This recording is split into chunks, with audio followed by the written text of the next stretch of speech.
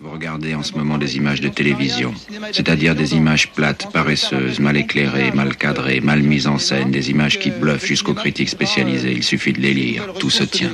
Ils se marieront et auront beaucoup d'enfants. Du moins, ces images, aussi navrantes soient-elles, portent-elles un enseignement. C'est que la télévision, qui nous a depuis longtemps dépossédés de notre intimité, la télévision est l'ennemi du rêve, du mystère. La télévision n'aime pas le secret. La télévision a tué l'ombre, écrivait Serge Danet. Et c'est vrai.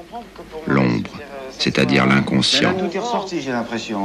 La tête des gens est éteinte, nous éteignons tout, nous nous éteignons dans le grand tout de la tête des gens, et nous sommes dans l'art, et nous voulons tout éteindre, et puis rallumer un grand coup dans la tête des gens, tout rallumer dedans, et pour après, regarder la vie, comment la vie va dans la tête des gens, car nous sommes dans l'art, et nous voulons la vie, nous sommes dans l'art, et nous sommes des vivants.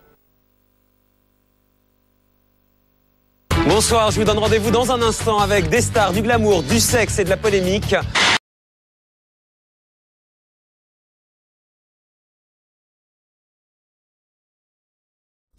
Je suis désolé d'être tellement en avance sur vous, mais c'est moi qui décide aujourd'hui ce que vous allez vouloir demain. Je vous drogue à la nouveauté. Et l'avantage de la nouveauté, c'est qu'elle ne reste jamais neuve longtemps. L'idéal serait que vous commenciez par me détester avant de détester l'époque qui m'a créé. Donc voilà, je me prénomme Octave. Octave Parango. Et je m'habille chez ABC.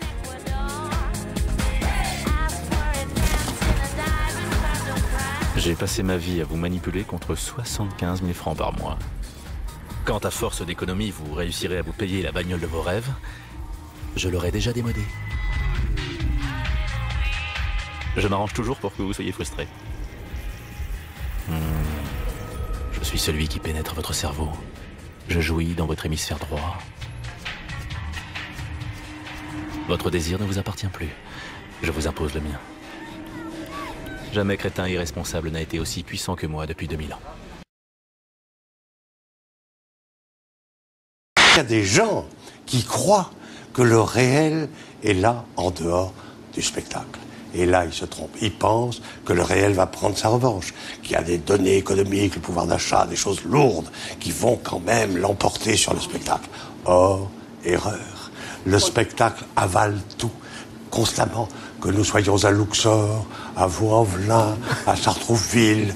Si on est très honnête, quand on fait de la télévision, n'importe quel journaliste qui fait de la télévision, n'importe quel animateur, est quelque part dans un théâtre.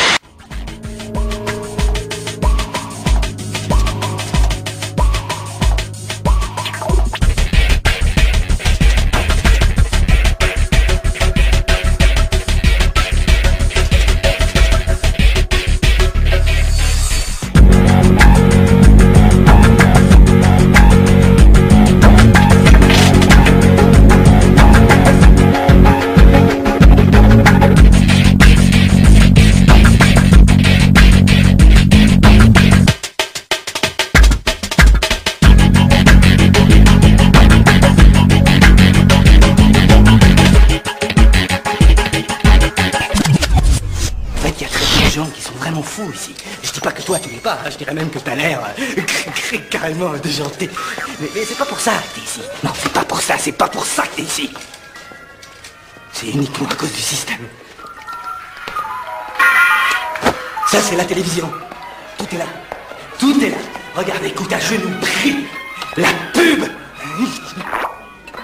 On n'est plus productif, on ne sert plus à rien, c'est fini, ils n'ont plus besoin de personne. Tout est automatique, c'est quoi notre rôle maintenant? On est tous des consommateurs.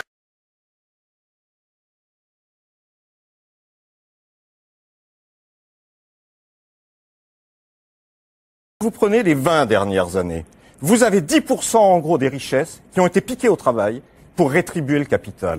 Nous sommes au milieu d'une importante crise financière. Notre économie est en danger et l'Amérique pourrait subir une panique financière et connaître une récession peu souhaitable.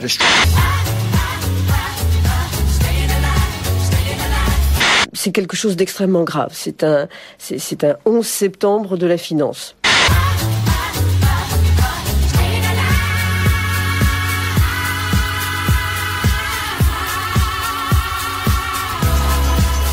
Nous venons de passer à 2 doigts de la catastrophe.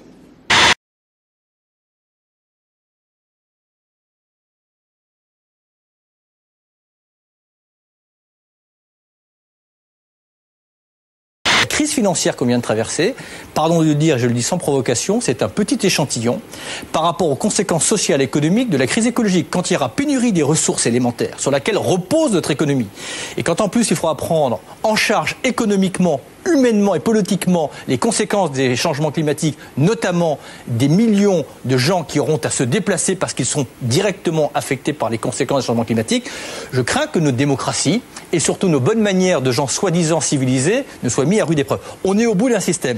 Et qu'est-ce que je dirai à mes enfants quand ils seront grands? Que je ne suis pas responsable du changement climatique? Que je n'ai jamais utilisé ni pétrole, ni essence, ni charbon? Je ne pourrais pas prétendre avoir ignoré ce que ça fait à la planète. Mais qu'avais-je fait pour éviter ça? L'interruption du journal télévisé de la mi-journée sur la chaîne publique. Sur la pancarte, il est marqué « Arrêtez de regarder, sortez dans la rue ». Les ballons oiseaux se sont envolés. Peut-être avez-vous maintenant vous aussi envie de prendre votre envol. Nous sommes heureux de vous laisser cette dernière image, chers téléspectateurs.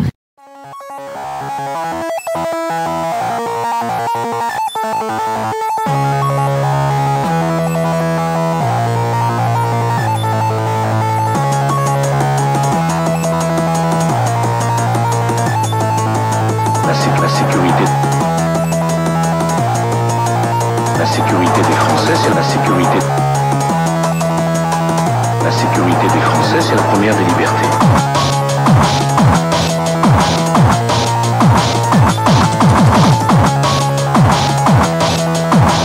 La sécurité des Français, c'est la première des libertés.